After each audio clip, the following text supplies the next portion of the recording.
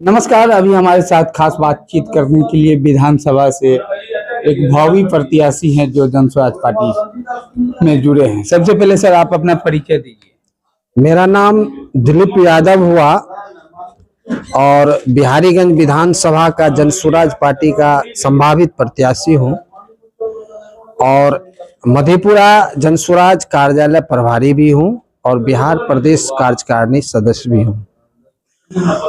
मधेपुरा में जन स्वराज पार्टी गठन 2 अक्टूबर 24 से पूर्व से ही मैं जन स्वराज के लिए क्योंकि जन स्वराज पार्टी के जो सूत्रधार है माननीय प्रशांत किशोर जी, उनके विचारों से, उनके हर एक कार्यक्रम के माध्यम से, यूट्यूब के माध्यम से मैंने उन्हें देखा था, सुना था, तो मैं प्रभावित हुआ था।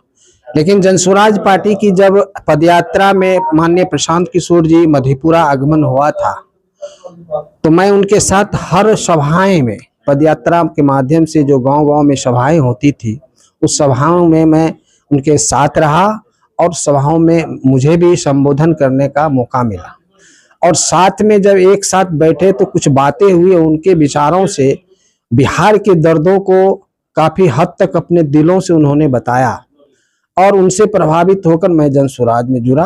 और उन्होंने हमारे व्यक्तित्व को लेकर जो पदभार जो मुझे मिला है, और मैं उनसे पद भी नहीं मांगा और मुझे पद भी उनको दिया गया और मैं उसको बखूबी निभा रहा हूं अभी तक।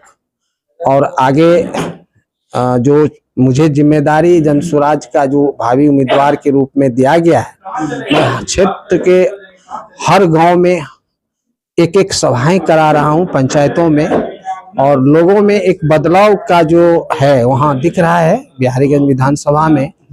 क्योंकि बिहारीगंज विधानसभा में जो वर्तमान के विधायक हैं निरंजन कुमार मेहता, जो क्षेत्र में मैं जाता हूं, जिस भी गांव में, दलित गांव हो, जनरल गांव हो, हर व्यक्ति ये कहते हैं कि मैं उनका चेहरा भी नहीं देखा हूं। तो मैंने कहा कि भाई जब आप चेहरा नहीं देखे तो वोट क्यों डाल दिए? तो उस समय में नीतीश की एक लहर थी तो डाल दिया था, लेकिन अब बदलाव चाहिए, मुझे यहाँ विकास चाहिए बिहारीगंज विधानसभा में। तो उसके लिए मैं हर क्षेत्र में, हर जगह जन स्वराज की जो 5 सूत्री बातें हैं, बेरोजगारी की, पलायन की, शिक्षा की, ये सारी बात मैं उनको बताता हूं और लोग प्रभावित भी हो रहे हैं। तो क्या लग रहा है इस बार जो है बदलाव होगा? बिल्कुल बदलाव होगा, क्योंकि बदलाव तो जनताओं के द्वारा मत अधिकार के तहत न होता है। तो मतदान देने के बाद लोग विधायक बनते हैं, MP बनते हैं, MLA बनते हैं, जिला परिषद बनते हैं, मेयर बनते हैं। तो जन स्वराज पार्टी में भी विधायक बनेंगे इस बार, क्यों नहीं बनेंगे? क्योंकि प्रशांत किशोर जी का जो मुहिम है, ये मुहिम जमीनी स्तर की है। जो गरीब, जो बेरोजगारी के लिए जो पलायन कर रहे हैं, भर भर के बोगी में जा रहे हैं, यहाँ बिहार से पलायन कर रहे हैं, इस पलायन को रोकने का मुख्य उनका एक मैप बन चुका है प्रशांत जी का, कि मैं बिहार में, अदर स्टेट में बिहारियों को नहीं जाने दूंगा, यहीं रोजी रोजगार का व्यवस्था करूंगा, यहीं उनको संसाधन दूंगा और यहीं पर उनको रोजगार देकर यहीं पर अपने परिवार के साथ रहने का रखूंगा। और बच्चों को जो यहाँ खिचड़ी खिलाकर रोड पे, जो स्कूल में शिक्षक हैं लेकिन बच्चे रोड पर हैं, ये स्थिति है बिहार में।